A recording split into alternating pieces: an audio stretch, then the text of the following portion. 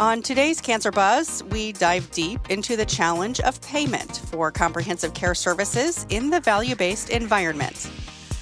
These are the key points for what we're trying to do to really help evaluate what is actually occurring in the cancer center and things that were not actually being looked at for or being addressed.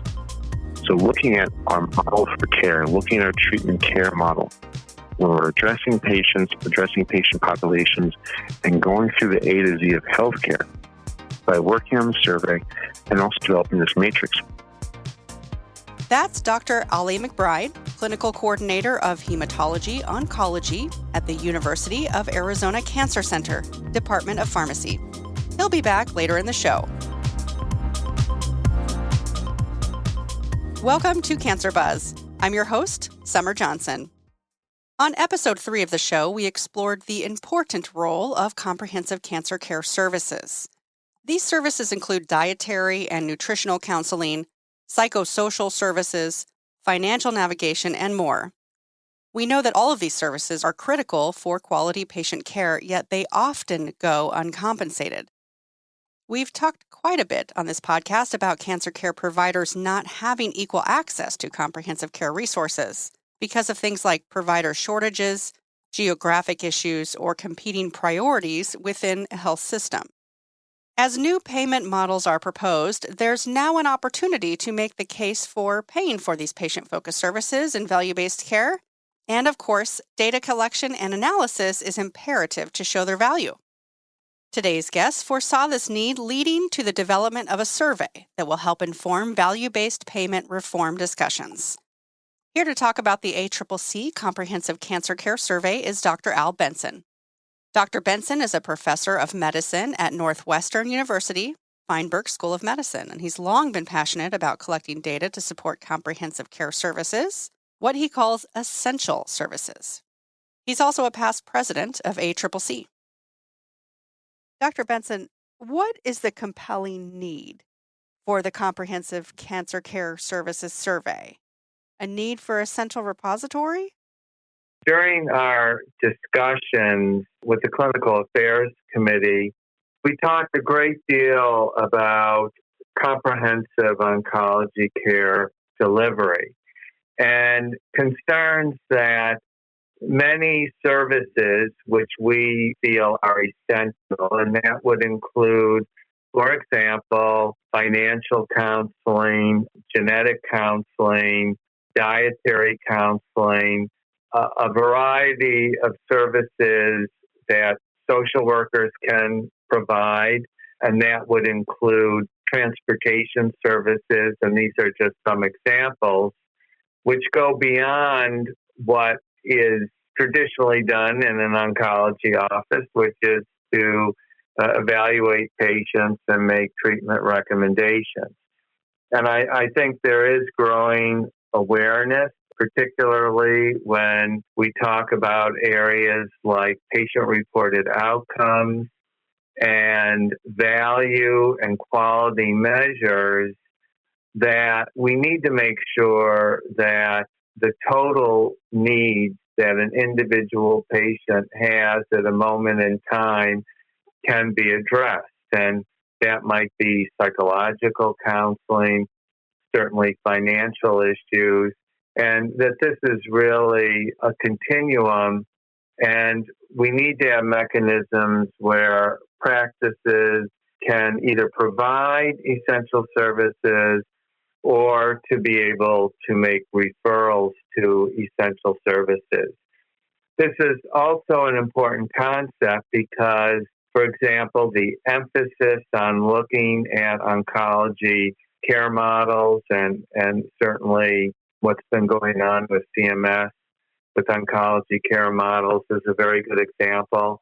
But also as people look at other reimbursement strategies such as bundled payments for oncology care, what we want to make sure is that when we're talking about payments for care, we're not simply talking about, for example, payments for scans, laboratory tests, radiation, chemotherapy, surgery, but that We are looking at the entire patient and their needs.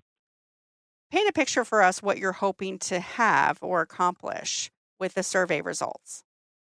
And so the survey, which is quite comprehensive, was designed to ask practices what services they're able to provide.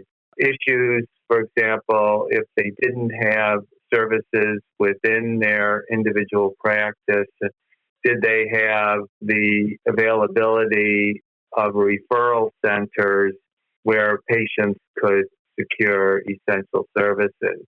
So we are collecting these data, and what we hope is that we can capture what's going on across the country. We certainly want to see if there are regional differences, if there are location differences, such as if you're in a rural area versus if you are in a more of an urban center. And with these data, we hope to put together a publication which in the end we would hope would have an impact on policy, particularly when we look at oncology care models and reimbursement strategies. Because if we are finding that many services cannot be provided, that services are not reimbursed, this becomes a serious issue. How are we going to best be able to provide comprehensive oncology care to all patients if these services are not available? How will these results of the survey add to what's currently out there to the extent and characteristics of comprehensive cancer care being delivered today? Well, we have done some literature search, and we'll be looking into the literature much more as we prepare a publication. But our sense that there wasn't a lot out there which provides an analysis of practices' ability to provide comprehensive care. And so we think that this will be very helpful to better define the issue of available services, including the important supportive oncology care services. And depending on what our data show, I think will help drive the discussion and how we might address this. Thank you to Dr. Benson for this look at the survey. Once the data was collected, the next step is focused on using the results to create an actionable tool that helps cancer program leadership look at their programs, understand their own patients' needs, and determine how and where they can add services. You heard from Dr. Ali McBride earlier in the show. As the current ACCC president, he has directed the development of the Comprehensive Care Matrix Evaluation Tool. When we're looking at comprehensive cancer care services, what we wanted to deem as an admirable effort to understand sites of practice, sites of care, and also touch points within the actual interdisciplinary healthcare team. We want to take a look at what practices should offer or could offer based on their size and also access. So what we tried to do is start taking a deeper dive, a deeper look into understanding what it takes to develop a comprehensive cancer center and also evaluate the services required. So what we started to do is really break down some of the actual granular discussions, or nitty-gritty as I would call it, of what practices can offer. So we look at, for example, physician practice in their freestanding cancer program, to community cancer programs, and then also bevied it up to look at comprehensive community cancer programs, academic cancer programs, then also NCI-designated cancer programs, and also integrated delivery health networks or integrated networks as well. So the goal here is to kind of take these 6 different partitions and look at them based on what services they have. And that was really the layering or the discussion which really came about from looking at these touch points, these endpoints for this matrix discussion. How does a facility determine which services are doable for their program and which aren't? That is a question which I think we're still understanding, and also we're still trying to derive at. So when we're looking at this, really it is what you're able to pay for, what you're able to provide access to. In some cases, outsourcing those access sites may have to be a possibility because you can't offer those on sites.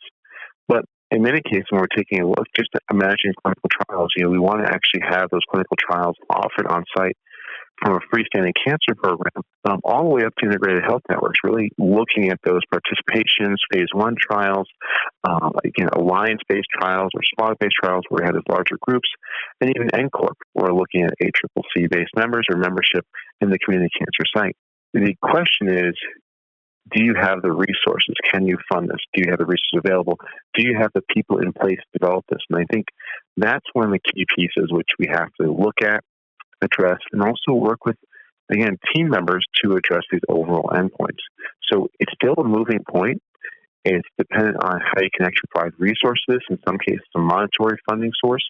In other cases, actually finding the right people or kind of a bevy of those two together.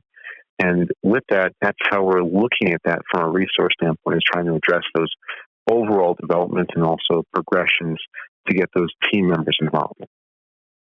To your knowledge, is this the first evaluation tool of its kind in cancer care so facilities can evaluate their own supportive care services? When we're looking at the matrix, this is really the first time I've ever seen something developed like this. We've kind of seen the development of the manifesto, that's called Rwanda's, a wonderful book, and also experiences in how they changed development or metrics for surgery. And that type of information, that actual checklist, is exactly what this is trying to develop. What should your programs offer, and what can they offer, based on the size and resources as well. And when we take a look at a lot of these points, for example, clinical trials, survivorship care planning, anti-cancer therapy education, and clinical pharmacy service, just to name a few, these are all developed into practice developments based on the size of the practice and who is available. So when we're taking a look at this checklist, or the matrix checklist provided by ACCC, I think it's a start of trying to homogenize certain points of care, but also to maximize patient care throughout their course of treatment and also after treatment as well. The theme you've outlined for your tenure as president of ACCC is prescription for sustainable cancer care delivery. How does the survey and the matrix support this endeavor this year? These are the key points for what we're trying to do to address, was to really help evaluate what is actually occurring in the cancer center and things that were not actually being looked at for or being addressed. So looking at our model for care, looking at our treatment care model, where we're addressing patients, addressing patient populations, and going through the A to Z of healthcare by working on the survey and also developing this matrix. Tell us a little bit about the business case supplements that are available to cancer care program leadership and how these can be used to make the case for supportive oncology staff. So what we've decided to do is look at case-based evaluation, so really making the case for hiring certain members of the healthcare team, in which those healthcare team members may not be available as a resource at that cancer care facility, whether it's a smaller facility or a much larger facility across the spectrum, to really provide appropriate information to address the business case for hiring that resource into your healthcare system. So one of those, we actually have several. I have several more as time goes on. Was really addressing the oncology psychologist, and that's been a growing area for many members of the family, caregivers, and other members who are actually supporting cancer care throughout their treatment. And we know that throughout the course of treatment, there's lots of social factors associated with diagnosis and treatment of cancer. And so we have seen the emergence of oncology psychologists who really help to address patients coping with stress and also from the cancer diagnosis as well as going through the whole piece of the physical treatment, disability, pain and fatigue, as well as quality of life. So really addressing that overall piece, which is often not addressed in many care patients if they don't have that access there in the clinic. So what we decided to do, really through ACCC's guidance and also looking at lessons learned from our ACCC members, was to describe different processes for operationalizing certain points of this process. So looking at the solution, how do we address these needs? for our patients? How do we actually address the business model from creating an operation piece as well? And also looking at improving quality care. So upon the actual evaluation of these case studies, what we had done is looked at data, which is a resource for what patients had been going through, and look at modifications or interventions that were addressed during those case study periods. And we used, for example, in the oncology psychologist, 2 case studies addressing not only NCCN-based characteristics, but the COC characteristic standards as well, looking at those actual outreach processes in these cases. And in addition, by providing these case studies, we also added in information to looking at billing and reimbursement. And I think that's one of those key pieces. We talked about reimbursement a little bit earlier, but really that reimbursement can help provide the monetary value for resources to hire those people on board at a facility. Well, let's talk farther down the road and idealistically. Once the matrix is being utilized by the cancer care community, what do you think is next for supplemental services and for cancer care? I think, what we're looking at is a change in the structure of overall healthcare design. And, if we're looking at reducing overall healthcare costs, there's lots of areas that this can be addressed, looking at overall costs of associated care like ER ambulatory visits, maximizing a patient's treatment regimen and also addressing quality of life. And lastly, also influencing certain areas of the quality of life during a patient's cancer treatment. So there's many different areas that we are looking at right now. By really expanding this access, as we move into alternative payment models, and as we alluded to earlier, the goal will be to really see how the optimal care is developed and how that enhances a patient's care model throughout their course of cancer treatment. And this matrix and other information with the business case as well will add to that, but also will create the first steps to creating a layered foundation, providing optimal care for our cancer patients. And that's exactly what we're doing. When we move into newer base models for cancer care treatment, Oncology Care First is right around the corner, as well as other models that may actually occur in the next decade.